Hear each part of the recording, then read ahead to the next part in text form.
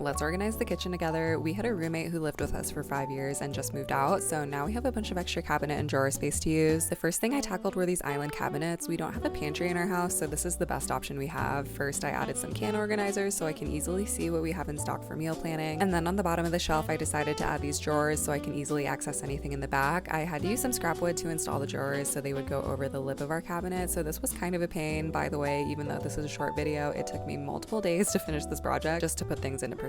But I am so glad I added these drawers. I just know it's gonna make my life so much easier. Then I took all my baking supplies and put them in some aesthetic containers, which I've wanted to do forever. I really wanted square ones so they could be as space efficient as possible, and these ones were perfect. They fit perfectly into the cabinet, which was amazing because before this I had all my baking products crammed in random cabinets all over the kitchen, so this is much better. Next, I tackled the spice cabinet. We've had this old spice organizer for years and it's fine, but it's just not space efficient, so I switched it out with these pull-out organizers, which actually allowed me to fit all my spices on the lower shelf, which as a short girl is a game changer. Then I put all my spices into these super sleek spice jars, which I've also wanted to do for years. I feel like it's just so satisfying and easier to find the spices you're looking for when it's not so visually chaotic with a bunch of different labels. Finally, I reorganized the drawers. I got this plastic wrap organizer, which is great because I used to always cut myself on the sharp edges that come on the boxes, so this feels safer. Believe it or not, all this stuff used to be crammed into a tiny drawer, so it felt so good to be able to spread it all out. I was also able to separate my baking and cooking tools, so now I feel like things are much easier to find. And that's it. All the organizers I used are from Amazon, so I'll have them all linked for you in my bio.